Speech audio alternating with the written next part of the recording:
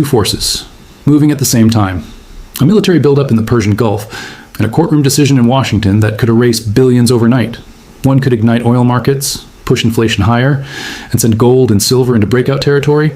The other could strengthen the dollar, drain liquidity, and trigger a sharp correction. But here's what most investors are missing. These events are not unfolding weeks apart. They are converging within the same narrow window. And markets are not designed to process two opposing shocks simultaneously. If escalation begins, the repricing could happen before Asia even opens. If tariffs are struck down, capital could rotate in minutes. The real question is not whether volatility is coming, it is whether the market is catastrophically underprepared. Because once one headline confirms the direction, there may be no second chance to reposition. Welcome to Boring Currency FX. If you've been in the markets long enough to remember oil at $30, gold under $1,000, or the crises of decades past, then you already understand how quickly conditions can change. So before we begin, consider subscribing. Not for noise, but for clarity when it matters most. And tell us, from which city, which country, are you watching this critical moment unfold? In less than 72 hours, two powerful forces began moving toward each other. On one side stood the possibility of military action involving the United States and Iran. On the other stood a decision expected from the Supreme Court of the United States regarding presidential tariff authority. Each event alone could move markets. Together, they created a rare and dangerous moment for gold, silver, oil, and the US dollar. Serious investors understood that this was not about headlines, it was about timing. Military deployments had increased in the region surrounding the Persian Gulf. Aircraft carriers, advanced fighter jets, and strategic bombers had been positioned within operational distance. Analysts who followed defense logistics knew that such deployments were not symbolic. They required months of planning and billions in resources.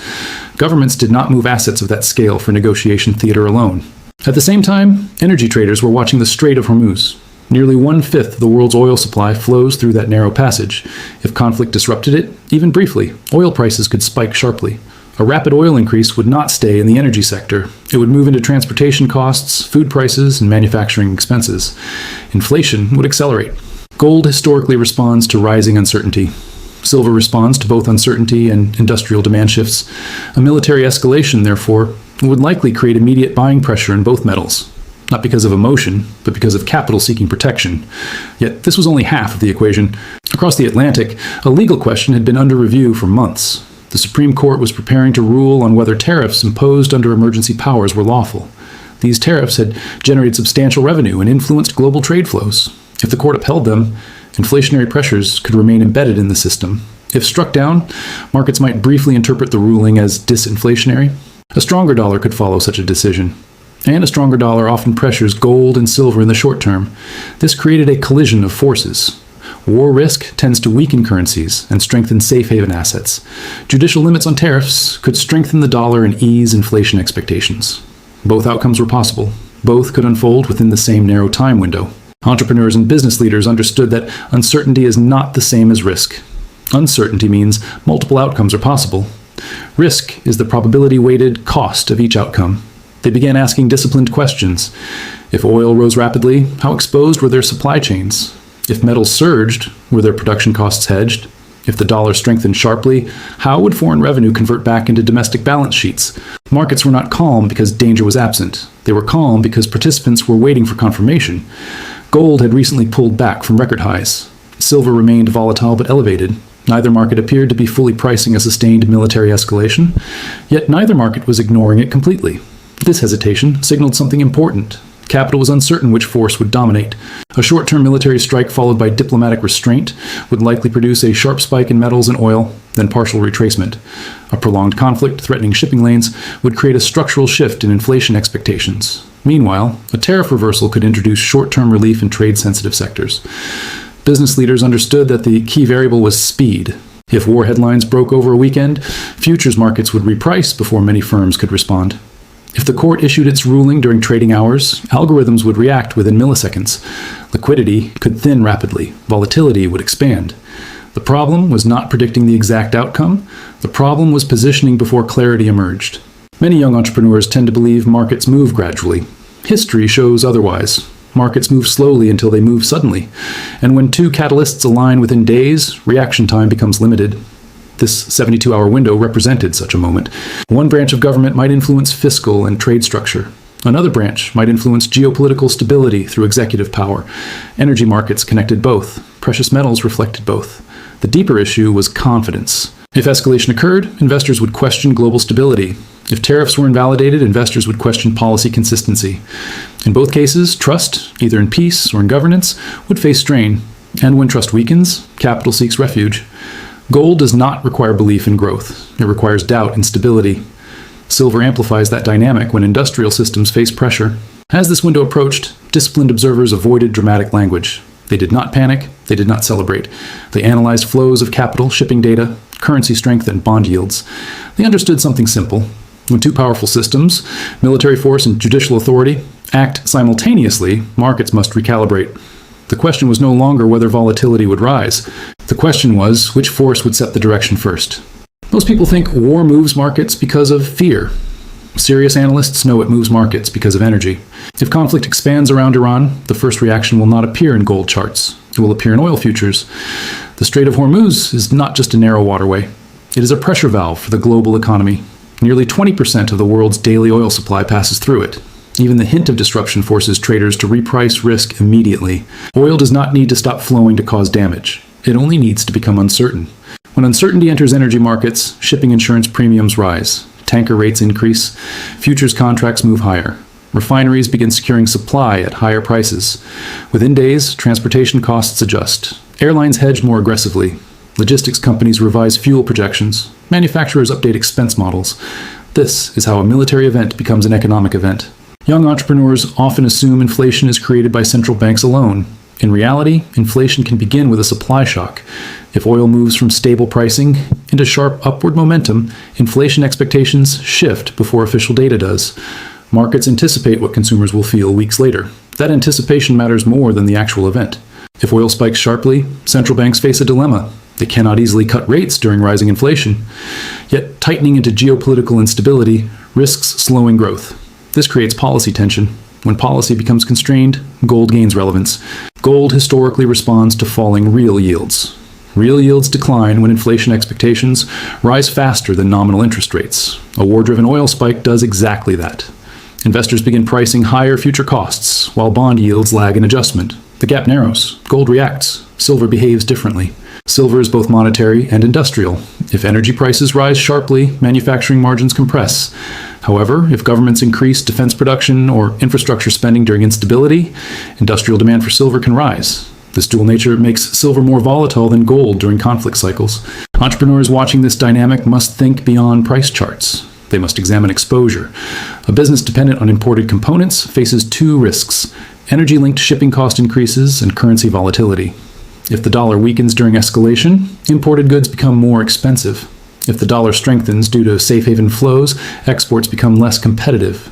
This complexity is why escalation risk cannot be viewed in isolation. Consider historical examples. During the Gulf War in 1990, oil prices surged sharply in anticipation of supply disruption. Gold responded quickly. However, once military clarity emerged, prices stabilized. In 2003, the Iraq invasion produced similar short-term volatility, but longer-term trends were shaped by debt expansion and monetary policy responses. Today's environment is structurally different. Global debt levels are significantly higher. Supply chains are more interconnected. Energy markets are tighter. That means any shock travels faster and further. If escalation remains limited and contained, markets may experience a sharp but temporary spike. However, if conflict expands to involve proxy forces or affects regional infrastructure, repricing could extend for months. Business leaders must evaluate how long disruption could last. Short disruptions create volatility. Extended disruptions create structural inflation. The difference determines strategy. Short volatility can be hedged with futures and options. Structural inflation requires pricing power, contract renegotiation, and capital allocation adjustments. There is also a psychological dimension. When executives see oil headlines rising rapidly, they accelerate purchasing decisions. They lock in supply contracts early. This front-loading of demand pushes prices higher in the short term. It becomes a self-reinforcing loop. Gold and silver markets observe this behavior closely. If inflation expectations rise while monetary policy remains uncertain, capital moves defensively. Gold benefits from macro hedging. Silver benefits from both hedging and strategic stockpiling. However, not all scenarios are bullish. If escalation threats fade quickly and oil retraces, metals can pull back sharply. Markets price fear quickly and remove it just as quickly. This is why disciplined observers do not rely on emotion. They rely on probability. At this stage, the probability distribution matters more than prediction. If the chance of escalation rises above what markets currently price, metals may surge. If markets have already priced a high probability and events de-escalate, correction follows. Entrepreneurs must think in terms of resilience. Can their margins absorb a 15% energy cost increase? Can their inventory strategy withstand shipping delays? Can they survive currency swings without immediate repricing? Energy is the bloodstream of the economy. When it accelerates, pressure rises everywhere else. The second order effect is credibility. If governments respond to escalation with fiscal spending or monetary easing, debt expands. When debt expands during inflationary pressure, currency confidence weakens over time. Gold reacts to that erosion slowly but persistently. Silver, due to its smaller market size, reacts more violently. This is why energy shocks matter beyond the initial headline. They test monetary policy. They test fiscal discipline. They test corporate adaptability. And when systems are tested simultaneously, markets stop moving gradually. They reprice abruptly. The critical question is not whether oil would rise during conflict. The real question is whether the rise would be sharp and brief or sustained and destabilizing. That distinction determines whether gold and silver experience a spike or the beginning of a trend. While military analysts were studying satellite images and naval movements, another group of observers was focused on a quieter building in Washington. Inside the chambers of the Supreme Court of the United States, a decision was pending that could reshape trade policy, fiscal projections, and currency strength in a single morning. Unlike war, judicial rulings do not arrive with explosions. They arrive with documents. Yet their financial impact can be just as powerful. The case under review centered on tariffs imposed under emergency executive authority. These tariffs affected imports across multiple trading partners and generated significant government revenue. For months, businesses had adapted pricing, contracts, and supply chains around them. Now, a single ruling could either validate that structure or dismantle it. Serious investors understood that this was not about politics. It was about legal certainty. If the court upheld the tariffs, inflationary pressure linked to trade costs would likely remain embedded in the system. Import prices would stay elevated, supply chains would continue adjusting, fiscal revenue projections tied to tariff income would remain intact. But if the court struck them down, the consequences would unfold quickly. First, markets would interpret the ruling as disinflationary. Lower trade barriers imply lower import costs over time. That expectation alone could strengthen the US dollar in the short term. Second, fiscal implications would emerge. If previously collected tariff revenues required refunds or legal adjustments, Treasury projections would shift. Bond markets would reassess issuance needs. Yields could respond. Third, policy credibility would face scrutiny. If executive authority over trade policy were curtailed, future administrations might face tighter constraints. Markets would reassess how stable trade policy truly is. For gold and silver, this creates a layered effect. A stronger dollar typically pressures precious metals in the short term. Metals are priced globally in dollars. When the dollar strengthens, it takes fewer dollars to buy the same ounce of gold or silver, but the long-term impact is more complex. If judicial intervention exposes instability in fiscal planning, confidence in governance may erode. When confidence erodes, gold often benefits, not because of inflation, but because of institutional uncertainty. Young entrepreneurs often focus on visible economic shifts: inflation rates, interest rates, oil prices. More experienced business leaders watch legal precedent. Legal precedent determines the rules of the game. If tariff authority becomes uncertain, global suppliers hesitate. Contracts include new clauses, pricing models change, risk premiums increase. That uncertainty carries cost. Capital dislikes unpredictability more than it dislikes taxation. If tariffs are struck down, equity markets might initially rally on expectations of lower costs. Risk-on sentiment could strengthen. Gold and silver might dip temporarily. But if the administration signals immediate alternative measures, new legal pathways to reimpose tariffs, uncertainty remains. Markets then face a second dilemma. Is the relief real or temporary? This ambiguity matters for currency flows. Foreign investors allocate capital based on stability. If U.S. trade policy appears fluid and reversible, long-term investment planning becomes more difficult. Currency volatility can increase. Gold does not respond only to inflation. It responds to erosion of structural confidence.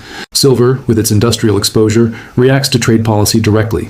Lower tariffs could reduce manufacturing costs, potentially easing industrial metal demand pressures. However, if policy shifts are frequent, manufacturers may accelerate purchasing to hedge against future reversals. Again, behavior drives price. The deeper issue is timing. Judicial decisions occur instantly, markets react instantly, businesses adjust gradually. If the ruling surprises expectations, volatility expands. Algorithms reprice futures. Currency markets shift within seconds. Metals follow. For entrepreneurs managing import-heavy operations, the ruling could mean renegotiating supplier contracts. For exporters, it could mean adjusting foreign pricing strategies. For investors, it could mean recalibrating portfolio hedges. The uniqueness of this moment lies in overlap. Normally, geopolitical tension and legal trade decisions occur in different cycles. This time, they align. If war risk pushes metals upward while a tariff reversal pushes the dollar upward, markets receive conflicting signals. When signals conflict, volatility increases. Serious decision makers do not seek certainty in such moments. They seek adaptability. They assess liquidity buffers. They examine debt exposure. They analyze currency risk. Because when law shifts economic structure, the effect extends beyond a single sector. It influences corporate earnings forecasts. It affects bond issuance plans. It shapes foreign investment confidence. The Supreme Court ruling does not move oil tankers. It does not deploy aircraft carriers. But it can reshape capital flows across continents. And in modern markets, capital flows determine trend. The critical question is not simply whether tariffs remain.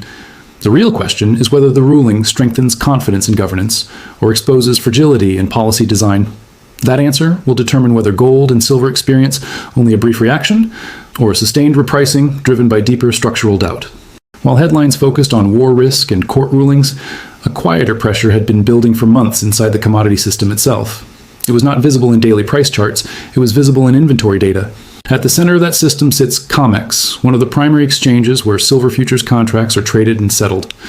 Within its vault reports, two categories matter: eligible silver and registered silver. Eligible silver is metal that meets exchange standards but is not committed for delivery. Registered silver is available for immediate contract settlement. The difference between the two is critical. If registered inventories decline steadily, it means fewer ounces are readily available to fulfill delivery obligations. In stable markets, this does not cause concern. Contracts roll forward. Most traders settle in cash. But during stress events, war fears, inflation spikes, currency instability, demand for physical delivery increases. And that is where structural risk emerges. In recent months, registered silver inventories have trended lower. Withdrawals have accelerated at times. Industrial demand from solar manufacturing, electronics, and defense systems has remained firm. Meanwhile, mining supply growth has been limited. This imbalance does not guarantee a price surge, but it creates fragility. Silver is a small market compared to gold. It requires less capital to move the price significantly. When physical supply tightens, volatility expands. Business leaders understand the difference between price volatility and supply risk. Price volatility can be hedged. Supply risk can halt production.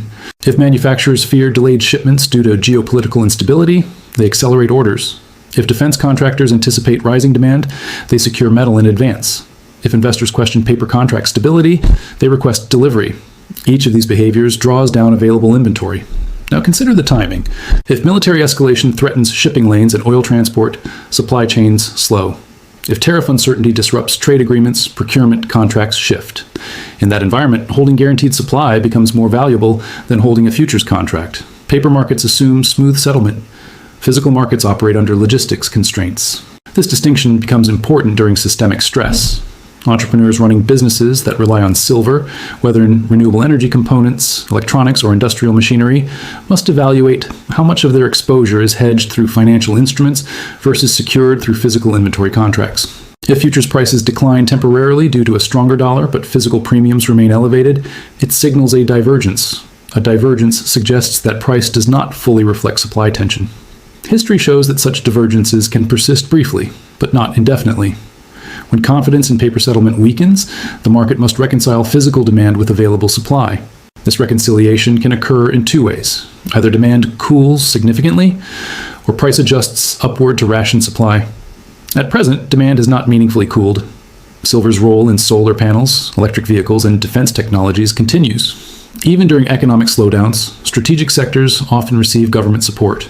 This creates a floor under industrial usage. Meanwhile, investor demand fluctuates with macro headlines. If war risk intensifies and inflation expectations rise, investor participation could increase suddenly. Because silver's market capitalization is smaller than gold's, incremental capital inflows have outsized impact. Young entrepreneurs sometimes underestimate how quickly small markets can move. They assume liquidity is always present. But liquidity disappears under stress. If escalation and legal uncertainty converge, volatility in silver may not be gradual. It may be sharp and unpredictable. A 5% move in a single session is possible. Larger swings are not unprecedented. However, disciplined analysis avoids dramatic conclusions. Structural tightness does not mean guaranteed breakout. It means vulnerability. The system functions smoothly when confidence is high and delivery demand is moderate. It becomes strained when confidence declines and physical demand rises simultaneously. That is the risk window currently forming. Gold, as a larger and more liquid market, absorbs capital more steadily. Silver reacts faster because of its thinner structure. For business leaders, the question is strategic rather than speculative. Are procurement contracts flexible enough to adjust to rapid price shifts? Is inventory management resilient to shipping delays? Is exposure diversified across suppliers and geographies? For investors, the question is different. Is exposure concentrated in paper instruments or balanced with physical allocation? Because during periods of structural stress, paper volatility can diverge from physical availability. This is not a prediction of crisis. It is recognition of pressure. War risk adds uncertainty. Judicial shifts add policy instability. Inventory decline adds structural fragility. Individually, each factor is manageable. Together, they create a narrow margin for error. Silver's price today may appear stable relative to headlines. But stability in price does not always reflect stability in supply. And when supply fragility intersects with geopolitical shock, adjustment can occur quickly. The final question for serious decision makers is not whether silver will surge or crash tomorrow. It is whether the system supporting its pricing is strong enough to absorb simultaneous stress from energy markets, trade policy, and physical demand. If it is not, repricing will not ask for permission.